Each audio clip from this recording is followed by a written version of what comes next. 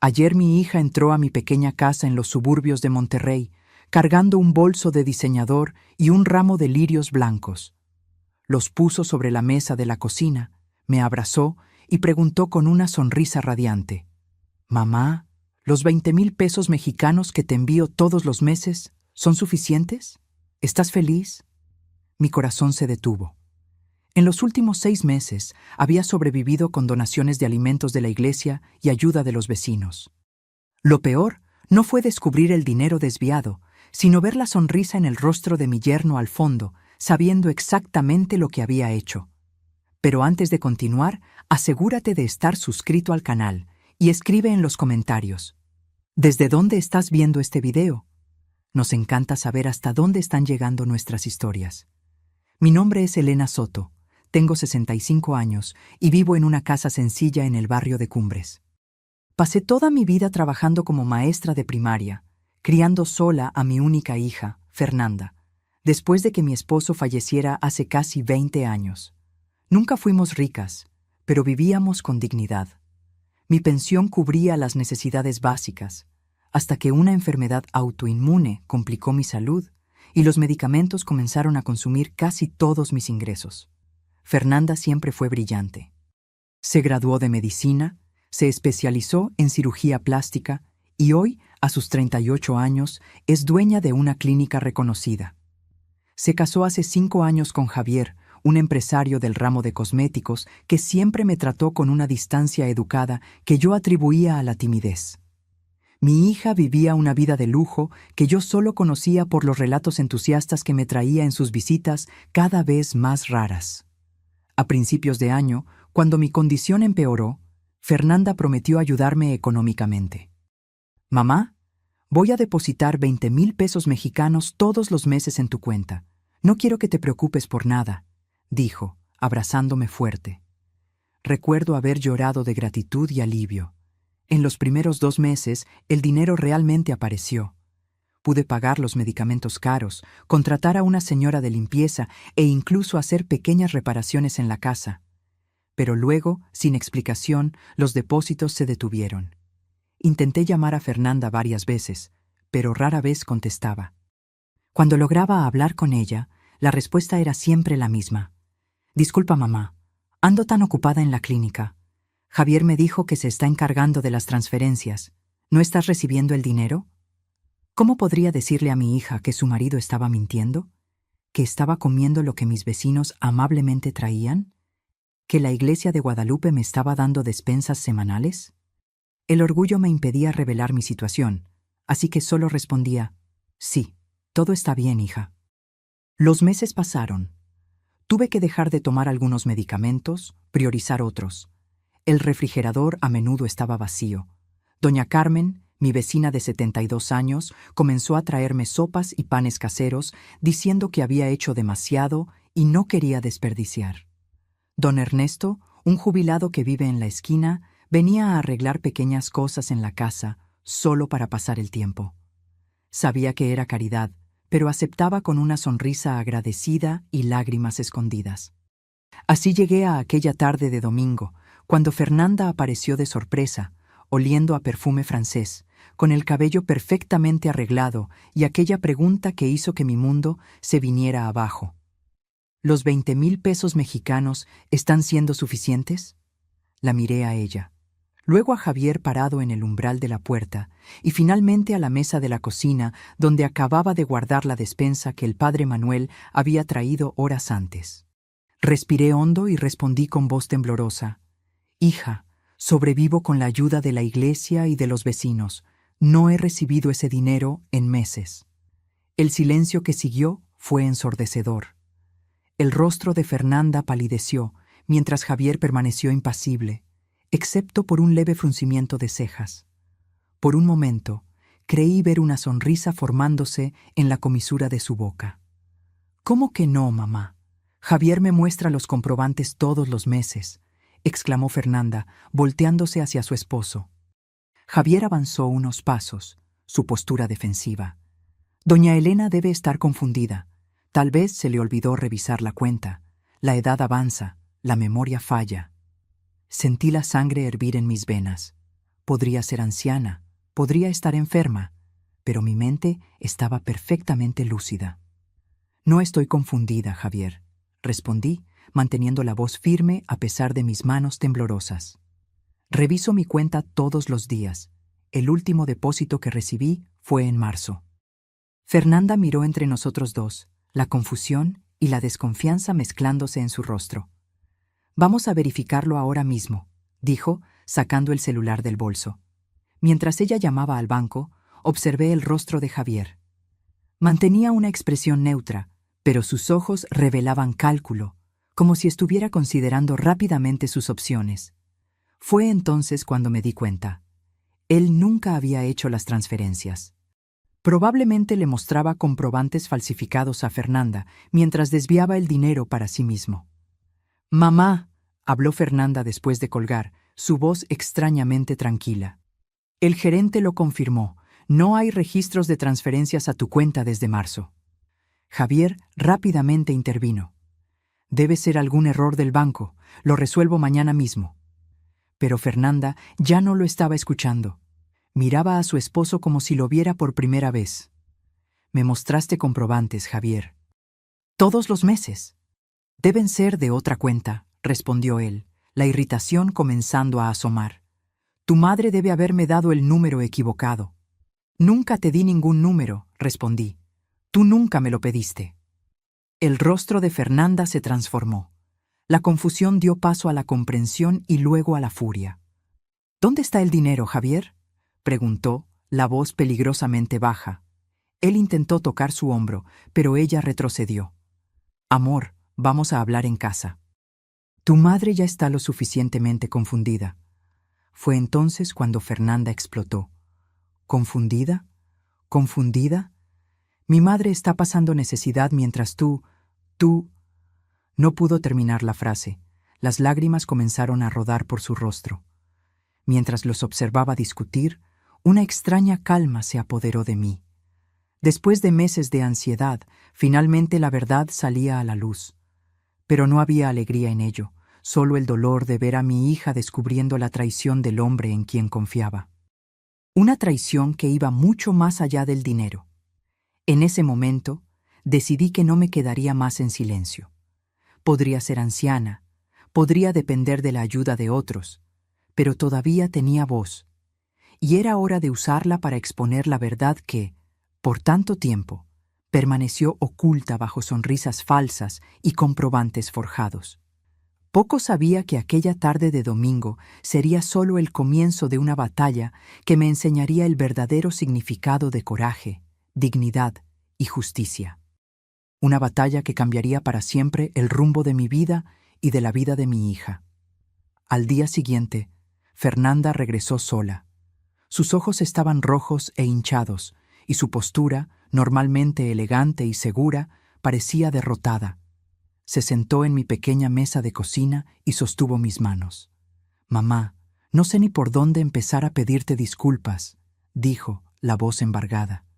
«Realmente pensé que el dinero te estaba llegando. Javier me mostraba los comprobantes todos los meses». Apreté sus manos, sintiendo el peso de la culpa que no era de ella. «No es tu culpa, hija». «Pero lo es. Debí haber verificado, debí haber llamado más, visitado más. ¿Cómo pude ser tan ciega?». Las lágrimas volvieron a caer. Serví un té de manzanilla para las dos, el mismo que preparaba cuando era niña y tenía pesadillas. El aroma familiar pareció calmarla un poco. «¿Qué pasó cuando llegaron a casa?», pregunté, temiendo la respuesta. Fernanda respiró hondo. «Confronté a Javier con todo». Al principio intentó negarlo. Dijo que era algún error del banco, pero cuando le mostré que había hablado directamente con el gerente, cambió de estrategia. Dijo que estaba guardando el dinero para comprarte una casa mejor, como sorpresa. Negué con la cabeza, incrédula ante la audacia de la mentira. «No le creí, claro», continuó Fernanda. «Exigí ver dónde estaba ese dinero supuestamente guardado. Fue cuando admitió que lo usó para inversiones personales. Dijo que tuvo algunos problemas financieros y que me devolvería todo pronto». «¿Y tú crees eso?», pregunté suavemente. Ella levantó los ojos, ahora más firmes. No.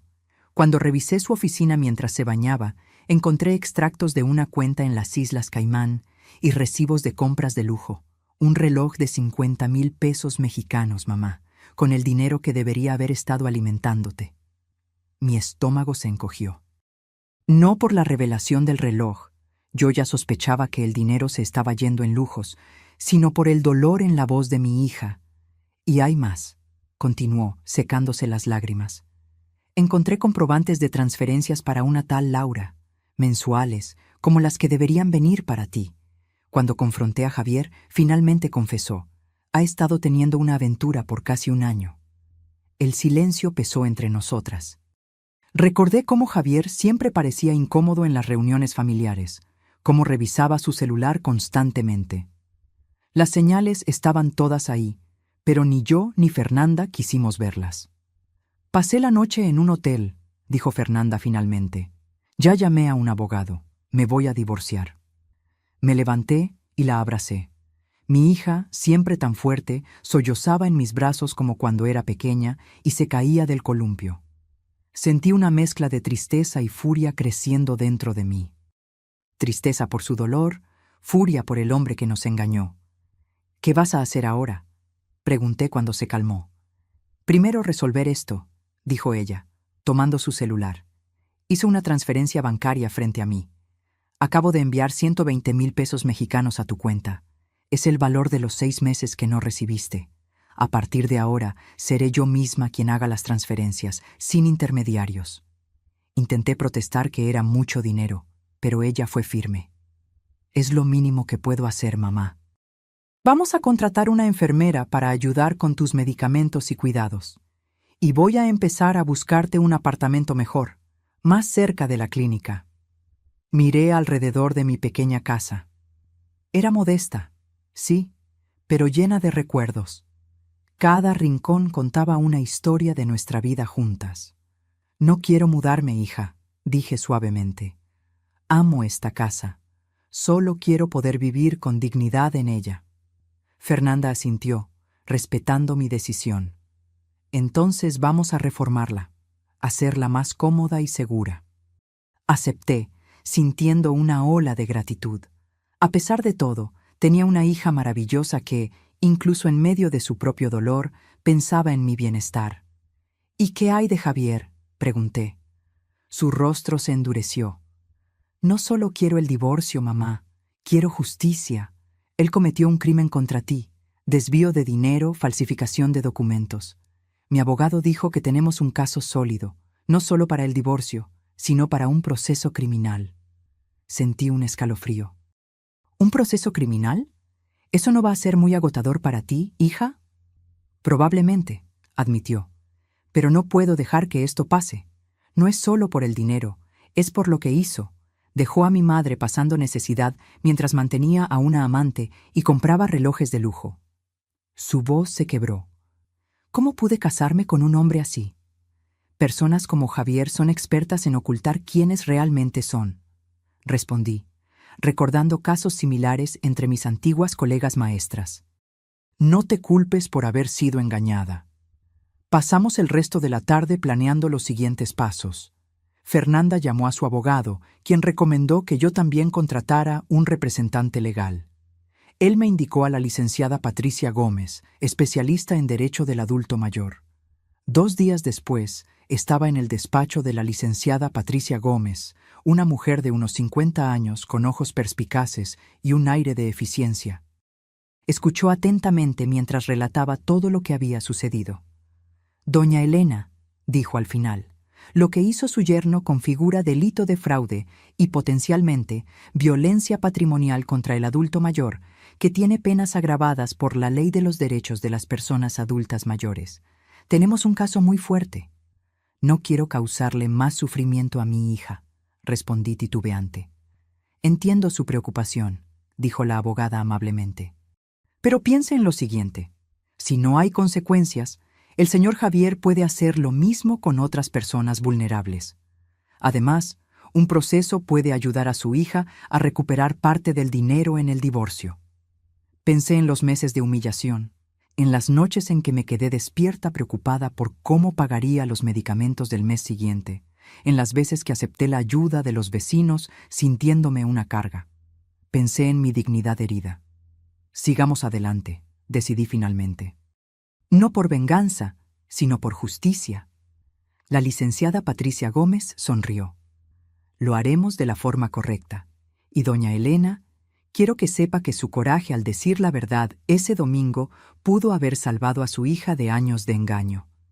A veces, las verdades más dolorosas son también las más necesarias. Salí del despacho sintiéndome más ligera que en meses. El camino por delante sería difícil, pero finalmente ya no estaba sola en él. Tenía a mi hija de vuelta, tenía una abogada competente y, sobre todo, tenía la verdad de mi lado. Mientras esperaba el autobús para volver a casa, mi celular sonó. Era doña Carmen, mi vecina. «Elena, ¿estás bien? Acabo de ver a Javier saliendo de tu casa. Parecía furioso». Mi corazón se aceleró. No le había contado a Fernanda que todavía tenía la llave de repuesto que les di cuando me operaron el año pasado. Le agradecí a doña Carmen y colgué, llamando inmediatamente a Fernanda. «Javier estuvo en mi casa», dije tan pronto como contestó. «¿Qué? Voy a llamar a la policía ahora mismo». «Espera, hija, necesito verificar primero si hizo algo». Contra las protestas de Fernanda, le pedí al conductor del autobús que me dejara en la parada más cercana a mi casa. Caminé rápidamente por la calle familiar, el corazón latiendo desacompasadamente en mi pecho. Al acercarme, noté inmediatamente que algo andaba mal. La puerta principal estaba entreabierta, balanceándose ligeramente con la brisa de la tarde. Dudé por un momento, pero la preocupación por lo que podría haber sucedido dentro de mi casa superó el miedo. Empujé la puerta lentamente y entré. Lo que vi hizo que mi sangre se congelara. Mi pequeña sala estaba completamente revuelta. Los libros que tanto apreciaba estaban esparcidos por el suelo, algunas páginas arrancadas. Las fotos familiares que adornaban las paredes habían sido arrojadas al suelo, vidrios rotos por todas partes. El sofá estaba rasgado, como si alguien hubiera atacado el tapizado con un cuchillo. Pero lo peor estaba en la cocina. En grandes letras rojas, Javier había escrito en la pared: «Vieja ingrata, te arrepentirás». Mis piernas flaquearon. Me senté en la única silla que permanecía intacta, mirando la destrucción a mi alrededor. Lágrimas silenciosas rodaron por mi rostro. No eran solo objetos rotos. Eran recuerdos, pedazos de mi vida esparcidos como si no valieran nada. Llamé a Fernanda con las manos temblorosas. En menos de 20 minutos llegó acompañada de 2 policías. Su rostro palideció al ver el estado de la casa. «Mamá», susurró, abrazándome fuerte. Los policías fotografiaron todo, tomaron mi declaración. «Señora, esto es un delito de amenaza e invasión de domicilio, además de daño a la propiedad», dijo el mayor de ellos. «Recomendamos encarecidamente que presente una denuncia formal y solicite una orden de restricción». Fernanda asintió vehementemente. «Vamos a hacer eso ahora mismo, y tú te vienes a mi casa hoy». Miré alrededor, a lo que quedaba de mi pequeño refugio. «No, hija, si me voy ahora, es como si él hubiera ganado, me quedaré». «Pero mamá, él te amenazó, no es seguro». «Su hija tiene razón, señora», intervino el policía. «Al menos hasta que se le conceda la orden de restricción». A regañadientes, accedí a pasar algunos días en casa de Fernanda. Mientras recogía algo de ropa en el dormitorio, el único cuarto que Javier aparentemente no tuvo tiempo de destrozar, me prometí a mí misma: no dejaría que el miedo me dominara. Aquella amenaza en la pared no sería la última palabra en esta historia. En la estación de policía presentamos la denuncia formal. El comisario, después de escuchar toda la historia, añadió el delito de violencia patrimonial contra el adulto mayor a las acusaciones. «Doña Elena», dijo seriamente, «lo que le pasó es más común de lo que imagina. Muchos adultos mayores sufren abuso financiero de personas cercanas y nunca denuncian por vergüenza o miedo». Sus palabras resonaron profundamente. ¿Cuántas personas de mi edad estarían sufriendo en silencio, como yo sufrí durante meses? ¿Qué puedo hacer además del proceso?, pregunté. Usted ya hizo lo más importante. Habló. Rompió el silencio. Pero si quiere hacer más, existen grupos de apoyo a adultos mayores víctimas de violencia. Su experiencia puede ayudar a otros a encontrar coraje. Esa noche, acostada en el cuarto de huéspedes del apartamento de Fernanda, reflexioné sobre todo lo que había sucedido. En solo 3 días, mi vida había dado un vuelco. El descubrimiento de la traición de Javier, el proceso inminente, mi casa vandalizada. Era como si un huracán hubiera pasado por mí, pero extrañamente, en medio del caos, sentí una claridad que no experimentaba hacía mucho tiempo. Tal vez era porque finalmente la verdad estaba expuesta, o tal vez porque, a mis 65 años, estaba finalmente reaprendiendo a luchar por mis derechos. En la oscuridad del cuarto, me hice una promesa a mí misma. Transformaría aquella experiencia dolorosa en algo significativo. No solo para mí y para Fernanda, sino para todos los adultos mayores que, como yo, ya fueron silenciados y explotados por aquellos que deberían protegerlos. La batalla apenas estaba comenzando, pero por primera vez en meses no me sentía derrotada, me sentía lista para luchar. Las semanas siguientes fueron un torbellino de emociones y actividades. Fernanda insistió en que continuara en su casa hasta que la mía fuera completamente restaurada y se instalara un sistema de seguridad. Mientras tanto, los procesos judiciales comenzaron a tomar forma. La licenciada Patricia Gómez, mi abogada, se transformó en una aliada acérrima. Meticulosa en cada detalle, reunió pruebas que fortalecieron nuestro caso. Extractos bancarios mostrando las transferencias que Javier hacía a su amante usando el dinero que debería ser mío, los comprobantes falsificados que le mostraba a Fernanda y fotografías de la destrucción que causó en mi casa. Doña Elena, cada detalle cuenta, explicó ella durante una de nuestras reuniones. Estamos construyendo no solo un caso de fraude, sino también de violencia patrimonial contra el adulto mayor y daños morales. Quiero que el juez vea exactamente por lo que usted pasó. El divorcio de Fernanda corría paralelamente a mi proceso. Su abogado, el licenciado Paulo, trabajaba en coordinación con la licenciada Patricia Gómez para garantizar que las evidencias de una acción fortalecieran la otra. Con cada nuevo descubrimiento sobre las actividades de Javier, el escenario se volvía más sombrío. «Mamá, descubrimos que también estaba desviando dinero de la clínica», reveló Fernanda un día, el cansancio evidente en su rostro. Pequeñas cantidades de varios pacientes, de forma que yo no lo notara. Pero sumando todo, son más de 300,000 pesos mexicanos en 2 años. La noticia me conmocionó, pero no me sorprendió. Javier había demostrado ser capaz de cualquier cosa por dinero. Ahora lo están investigando por fraude empresarial, continuó ella. Varios pacientes fueron contactados y están furiosos. Mi reputación profesional está en riesgo, mamá. La abracé, sintiendo su cuerpo temblar con lágrimas contenidas. Eres una médica excelente, hija. Tus pacientes lo saben. Cuando todo esto pase, tu clínica será aún más fuerte porque estará basada en la honestidad. Fernanda asintió, secándose las lágrimas. En los últimos tiempos, nuestros roles se habían invertido sutilmente. Ahora era yo quien la consolaba, quien ofrecía fuerza cuando la de ella parecía fallar.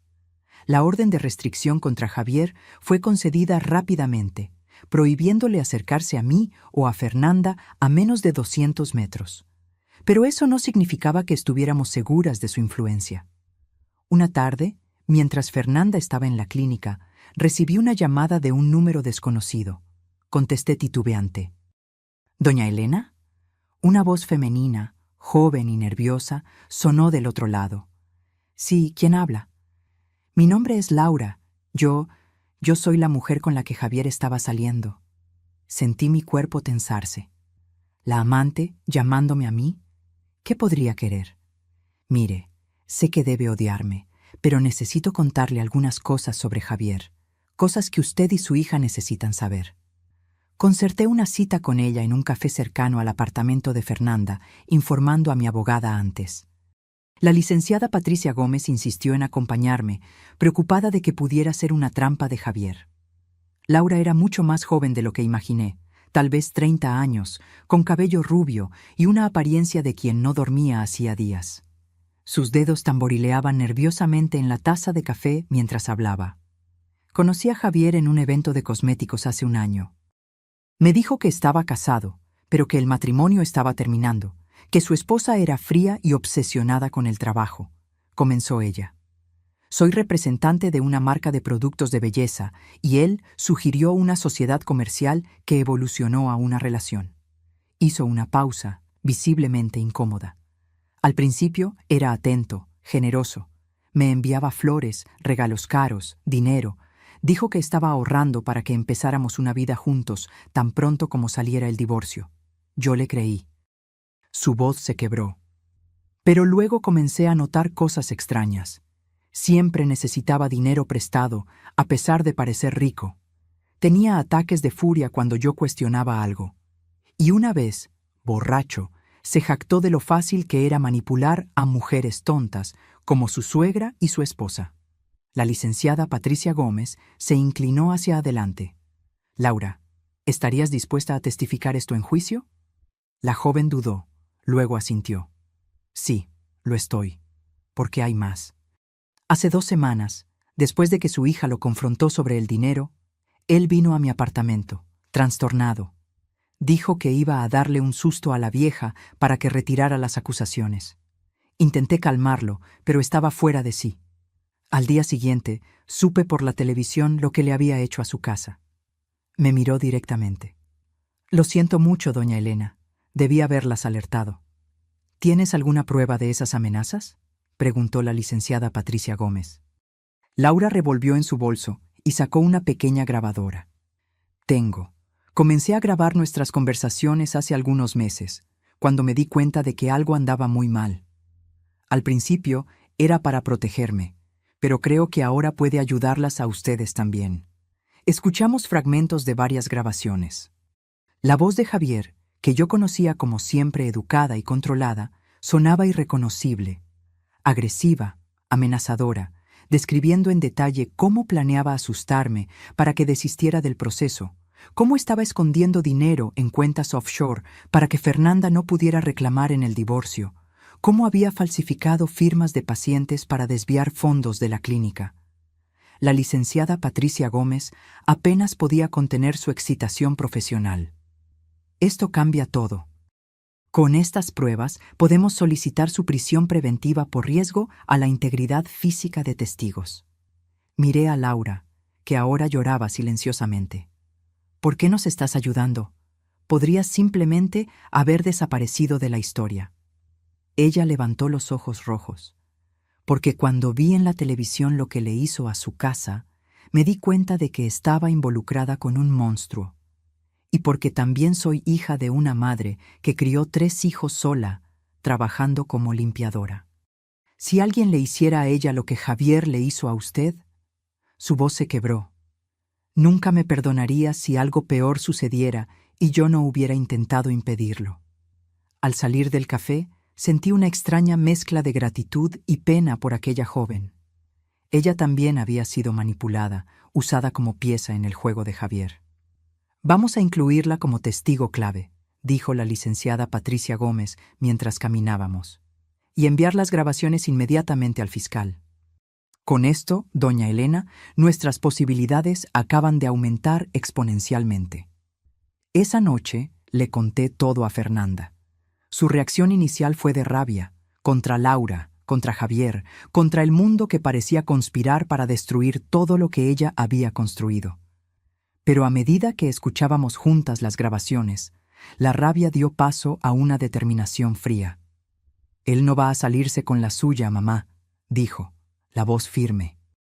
«Ni por lo que te hizo, ni por lo que me hizo a mí, ni por lo que les hizo a mis pacientes. Iremos hasta el final». Esa noche, acostada en la cama, reflexioné sobre cómo la verdad se había desarrollado de maneras que yo jamás podría prever. Lo que comenzó con una simple pregunta: ¿los 20,000 pesos mexicanos están siendo suficientes?, había revelado una telaraña de mentiras mucho mayor y más compleja de lo que imaginaba. Dormí con una certeza. Por más doloroso que fuera enfrentar la verdad, era infinitamente mejor que vivir a la sombra de las mentiras. 2 semanas después, recibí una llamada de la licenciada Patricia Gómez. Su voz desbordaba entusiasmo. «Doña Elena, lo logramos. El juez decretó la prisión preventiva de Javier. Las grabaciones de Laura y las pruebas de amenaza fueron decisivas». Sentí una mezcla de alivio y aprensión. Por un lado, Javier ya no podría amenazarnos. Por otro, la situación acababa de volverse aún más real y seria. «¿Cuándo sucede eso?», pregunté. «Ya fue detenido esta mañana, en su oficina. Por lo que supe, no ofreció resistencia, pero estaba furioso». Mientras absorbía la noticia, el teléfono de casa sonó. Era Fernanda. «Mamá, ¿te enteraste? Javier fue arrestado». Su voz oscilaba entre el alivio y el shock. «Estoy de camino a tu casa. Necesitamos hablar». En menos de media hora, Fernanda llegó. Apenas entró, se desplomó en el sofá, exhausta. «No te imaginas el caos en la clínica, mamá. Periodistas llamando, pacientes preocupados. La noticia se propagó como fuego». Suspiró, pasándose las manos por el rostro. «El socio minoritario de Javier en la empresa de cosméticos me llamó. Parece que Javier también estaba usando dinero de la empresa. Todos están en pánico». Puse una taza de té frente a ella y me senté a su lado. «¿Cómo te sientes con todo esto?». Fernanda fijó la mirada en la taza humeante, aliviada de que ya no pueda amenazarnos, pero avergonzada, humillada. ¿Cómo no me di cuenta del tipo de hombre con el que estaba casada? ¿Cómo permití que te hiciera esto? Hija, personas como Javier son maestros en esconder quiénes realmente son. No solo te engañó a ti, engañó a sus colegas, a sus pacientes, a Laura. Sí, a Laura». Fernanda tomó un sorbo de té. «Sinceramente, no sé si debo odiarla o agradecerle. Si no fuera por sus grabaciones, tal vez Javier todavía estaría suelto, planeando quién sabe qué». Nos quedamos en silencio por unos instantes, cada una perdida en sus pensamientos. «¿Sabes qué es lo más irónico, mamá?». Fernanda finalmente rompió el silencio. «Durante todo nuestro matrimonio, Javier siempre se quejó de que yo trabajaba demasiado, que no le prestaba suficiente atención. Ahora entiendo por qué quería que trabajara menos, para que yo no me diera cuenta de lo que estaba haciendo con el dinero de la clínica». Más tarde ese día, recibimos una llamada del licenciado Paulo, abogado de Fernanda. «El caso está ganando repercusión en los medios», informó. «Ya recibí 3 llamadas de periodistas queriendo entrevistar a doña Elena sobre violencia patrimonial contra adultos mayores». Fernanda me miró, preocupada. «Mamá, no necesitamos exponer aún más nuestra vida. No tienes que hablar con nadie si no quieres». Pensé en los meses en que sufrí silenciosamente, en las palabras del comisario sobre cuántos adultos mayores pasaban por la misma situación sin nunca denunciar. Mi caso podría ayudar a otros a encontrar coraje. «Quiero hablar», decidí. No sobre Javier o detalles íntimos, sino sobre la importancia de que los adultos mayores denuncien cuando están siendo explotados. Si mi historia puede ayudar a una sola persona a escapar de lo que pasé, ya habrá valido la pena. Fernanda sonrió, apretando mi mano. «Estoy orgullosa de tu coraje, mamá». La primera entrevista fue para un periódico local, unos días después. La periodista, una mujer de mediana edad llamada Claudia, fue amable y respetuosa. No insistió en detalles sensacionalistas, enfocándose en cómo reconocer señales de abuso financiero contra adultos mayores y en los recursos disponibles para ayuda.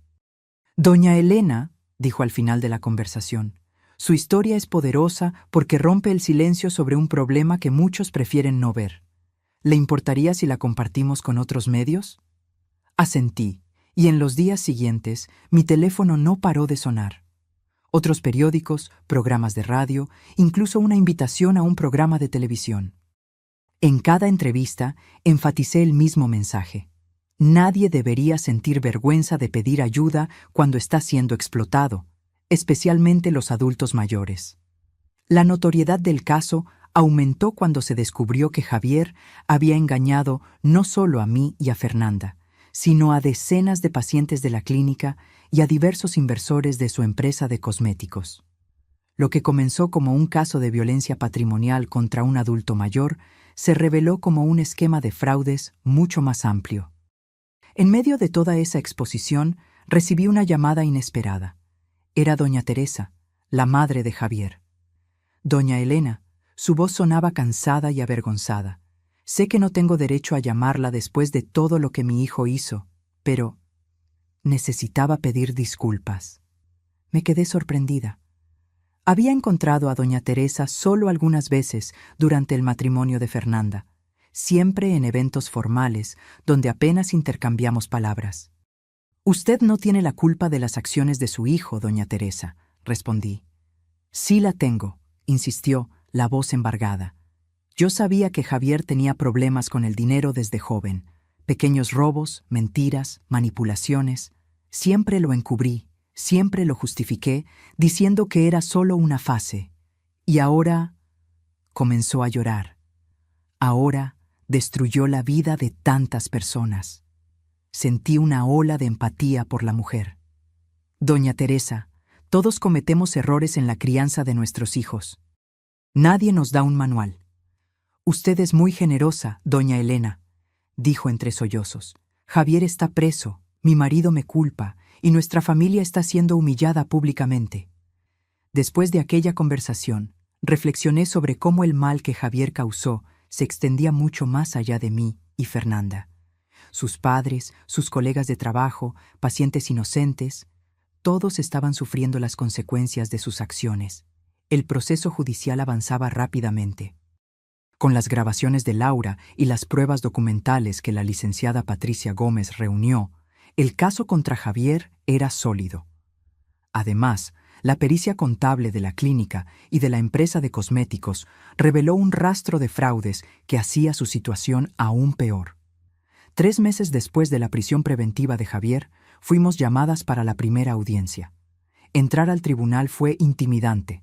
Nunca había estado en un ambiente así, con su formalismo solemne y procedimientos rígidos. Fernanda sostuvo mi mano todo el tiempo, su rostro una máscara de determinación. Javier fue traído esposado, vistiendo un uniforme de presidio que parecía demasiado grande para su cuerpo, ahora visiblemente más delgado. Nuestras miradas se cruzaron brevemente. No vi arrepentimiento en sus ojos, solo una fría hostilidad. Desvió la mirada rápidamente, enfocándose en su abogado. La audiencia fue técnica, con los abogados presentando argumentos y el juez haciendo preguntas ocasionales. Javier permaneció en silencio la mayor parte del tiempo, hablando solo cuando se le preguntaba directamente. Al final, el juez determinó que continuaría preso durante el juicio, citando el riesgo de fuga y la gravedad de los delitos de los que era acusado. La próxima audiencia fue marcada para dentro de un mes. Fue solo el comienzo, explicó la licenciada Patricia Gómez mientras salíamos del tribunal. Pero estamos en el camino correcto. El juez parece entender la seriedad de los crímenes. En los días que siguieron, volví a la rutina de cuidar mi casa, ahora completamente reformada gracias a la ayuda de Fernanda. Las paredes habían sido pintadas, el mobiliario restaurado o sustituido. Ya no había rastros visibles de la invasión de Javier, pero yo todavía cargaba las marcas invisibles de aquella experiencia. En una tarde particularmente difícil, cuando la ansiedad sobre el próximo encuentro en el tribunal me consumía, recibí una visita inesperada.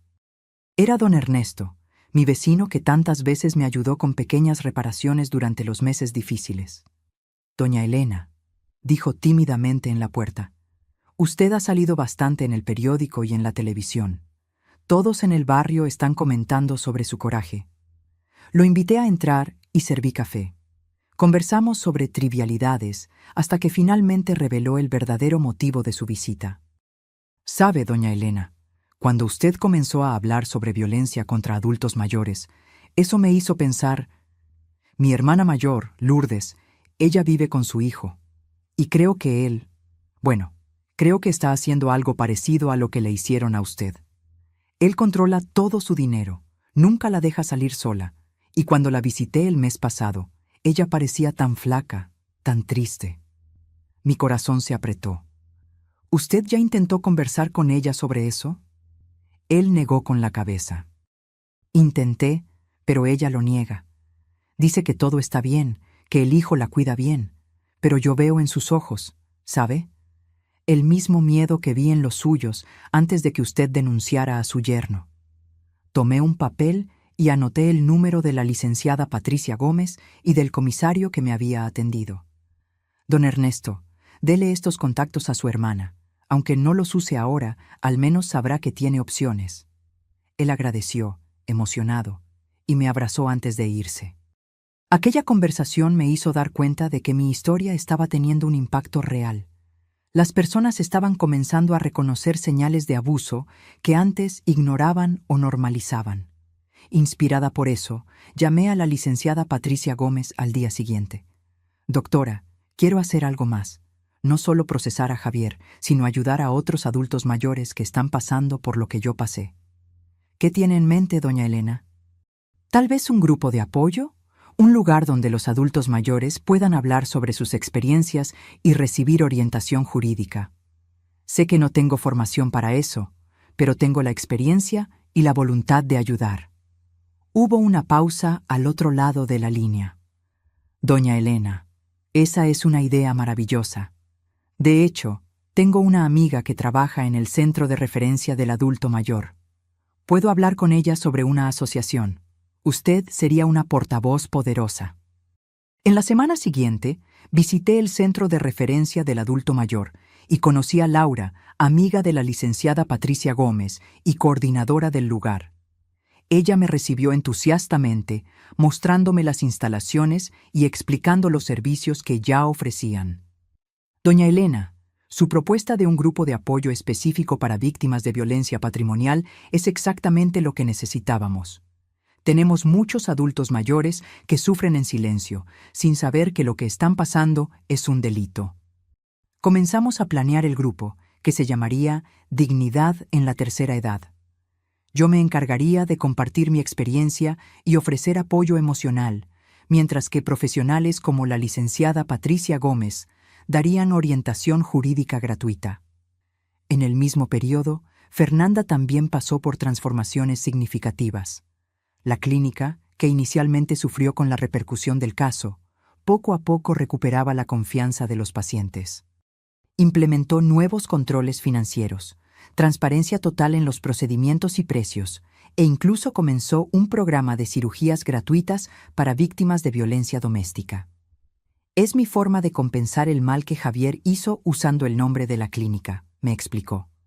Nuestra relación, que ya era buena, se fortaleció aún más durante este periodo difícil. Fernanda pasaba casi todos los días en mi casa, a veces solo para tomar un café y conversar. En una de esas visitas, sacó un tema que venía evitando. «Mamá, ¿crees que algún día vas a poder perdonar a Javier por lo que hizo?» La pregunta me tomó por sorpresa. Pensé en los meses de sufrimiento, en la humillación, en el miedo, en mi casa destruida. «No sé si perdón es la palabra correcta, hija», respondí finalmente. «No le deseo el mal. De hecho, espero que se recupere, entienda sus errores y cambie. Pero no puedo borrar lo que pasó ni fingir que no me afectó profundamente». Fernanda asintió, pensativa. «Yo todavía tengo tanta rabia. A veces me despierto en medio de la noche pensando en todas las mentiras, en cómo usó mi amor y mi confianza para herir a la persona más importante de mi vida. La rabia es natural, hija. Solo no dejes que te consuma. Javier ya nos quitó demasiado. No permitas que también te quite tu paz mental». Ella sonrió débilmente y cambió de tema, pero me di cuenta de que la cuestión del perdón era algo con lo que ambas aún lucharíamos por mucho tiempo. El grupo Dignidad en la Tercera Edad tuvo su primera reunión un sábado soleado, con 12 participantes. Estaban todos nerviosos, miradas bajas, voces titubeantes. Comencé compartiendo mi historia, sin omitir la vergüenza que sentí, el silencio que mantuve por tanto tiempo, el miedo a herir a mi hija. Poco a poco, los otros comenzaron a hablar también. Una señora de 78 años contó cómo su nieto vendía sus medicamentos para comprar drogas. Un señor de 82 reveló que su nuera lo había convencido de transferir la casa a nombre de ella, prometiendo cuidados que nunca llegaron. Las historias eran diferentes, pero el patrón era el mismo: confianza traicionada, vulnerabilidad explotada, silencio impuesto por el miedo o la vergüenza. Al final de la reunión, una señora llamada Dulce, que no había hablado durante toda la sesión, se acercó a mí con lágrimas en los ojos. «Doña Elena, yo vi su entrevista en la televisión y fue como si usted estuviera describiendo mi vida. Hoy, escuchándolos a todos ustedes, finalmente entendí que no estoy sola, que no es mi culpa». Ella apretó mis manos. «Gracias por tener el coraje de hablar. Usted me dio esperanza». Aquel momento cristalizó para mí el propósito de todo lo que habíamos pasado. El dolor, la humillación, el miedo, todo eso ahora servía a un propósito mayor: ayudar a otros a encontrar su voz y luchar por su dignidad. El juicio de Javier avanzó lentamente, con audiencias y pericias extendiéndose por meses. En ese período, nuestro grupo creció, llegando a tener más de 30 participantes regulares. Montamos una red de apoyo que incluía abogados voluntarios, psicólogos e incluso algunos policías especializados en crímenes contra adultos mayores. 7 meses después de su prisión preventiva, Javier finalmente fue condenado. La sentencia: 12 años de prisión por múltiples delitos, incluyendo fraude, violencia patrimonial contra adulto mayor, falsificación de documentos y fraude empresarial. Él escuchó la decisión impasible, sin demostrar emoción. Cuando salimos del tribunal, una nube de reporteros nos esperaba. Empujaron micrófonos hacia nosotras, preguntas disparadas de todos lados. Fernanda comenzó a abrir camino para que pasáramos, pero toqué su brazo, indicando que quería hablar. «Doña Elena, ¿qué siente con la condena de su exyerno?», preguntó un joven reportero. «No siento alegría ni satisfacción», respondí sinceramente. «Siento solo que se hizo justicia. Lo que espero ahora es que mi historia y la de tantos otros adultos mayores que sufren abusos similares puedan servir para que la sociedad preste más atención a este problema silencioso». ¿Y qué mensaje le dejaría a otros adultos mayores que puedan estar sufriendo como usted sufrió? Miré directamente a la cámara, pensando en todos los que podrían estar viendo, tal vez en situaciones similares a la mía. No se callen, no se aíslen, no se avergüencen. Lo que les está pasando no es culpa suya y no están solos. Hay personas dispuestas a ayudar, a escuchar, a luchar al lado de ustedes. La edad puede traer algunas limitaciones físicas, pero nunca debe limitar nuestra dignidad o nuestros derechos. De camino a casa, Fernanda conducía en silencio, hasta que finalmente habló. «Sabes, mamá, recuerdo cuando era pequeña y tú me enseñabas sobre la honestidad, sobre el valor de la verdad. En ese entonces, yo creía que eran solo lecciones de moral. Hoy entiendo que me estabas enseñando sobre el coraje». Sonreí, mirando por la ventana las calles familiares de nuestro barrio. «La verdad no siempre es fácil, hija. A veces duele, pero es el único camino hacia la libertad». Llegamos a mi casa, aquella misma casa donde todo comenzó esa tarde de domingo, cuando finalmente rompí el silencio. Fernanda se estacionó y nos sentamos por un momento en el coche. «¿Y ahora, mamá? ¿Qué sigue?» «Ahora», respondí, «seguimos viviendo, seguimos ayudando a otros, seguimos diciendo la verdad, incluso cuando es difícil, especialmente cuando es difícil». Miré mi pequeña casa, el jardín que comencé a cultivar como terapia después de todo el trauma, las ventanas abiertas dejando entrar la luz del sol. La casa que casi perdí, que fue violada y luego restaurada, así como yo misma. «Sabes, hija, durante mucho tiempo pensé que envejecer significaba volverme invisible, perder mi voz, mi importancia. Ahora entiendo que cada arruga, cada cana trae consigo no solo años vividos, sino también sabiduría, resistencia y un tipo especial de fuerza que solo viene con el tiempo». Fernanda apretó mi mano, sus ojos húmedos reflejando los míos. Siempre has sido la persona más fuerte que conozco, mamá. Solo necesitaste una situación extrema para redescubrirlo. Esa noche, sentada en el porche de mi casa restaurada, mirando las estrellas que parecían más brillantes que nunca, reflexioné sobre la jornada que recorrí. Una jornada que comenzó con una mentira y un silencio, y que ahora se transformaba en verdad y voz. A mis 65 años había perdido muchas cosas: la salud perfecta, la compañía de mi esposo, la confianza ingenua en las personas. Pero también había ganado otras, una nueva misión, una relación aún más fuerte con mi hija y la certeza de que, independientemente de la edad, nunca es tarde para luchar por la propia dignidad. El teléfono sonó, interrumpiendo mis pensamientos. Era Laura. Doña Elena, disculpe que llame tan tarde. Solo quería decir que la vi en la televisión hoy. Lo que dijo sobre no callarse, bueno, me inspiró a buscar ayuda también. Estoy comenzando terapia la próxima semana. Me alegro por ti, Laura. Es el primer paso para curar las heridas que Javier dejó. ¿Cree que algún día esto va a pasar? Esa sensación de haber sido tan tonta, tan manipulada. Pensé por un momento, buscando honestidad en lugar de consuelo fácil. No creo que pase completamente, Laura. Pero con el tiempo, se aprende a transformar ese dolor en algo positivo, en sabiduría, en ayuda a los demás, en autocomprensión. Después de colgar, volví a contemplar las estrellas. La misma luna que iluminaba mi jardín ahora brillaba también sobre Javier en su celda, sobre Laura en su apartamento, sobre adultos mayores en todo el país que tal vez estuvieran sufriendo en silencio, como yo sufrí. Para algunos de ellos, tal vez mi voz hubiera sido un pequeño faro en la oscuridad. Y eso, más que cualquier venganza o compensación financiera, era la mayor victoria que yo podría haber conquistado. Ahora, si te gustó esta historia, haz clic en suscribirse y dime en los comentarios, ¿qué parte te dejó con la boca abierta? Y no olvides hacerte miembro para tener acceso a videos exclusivos que no publico aquí. Te espero allá.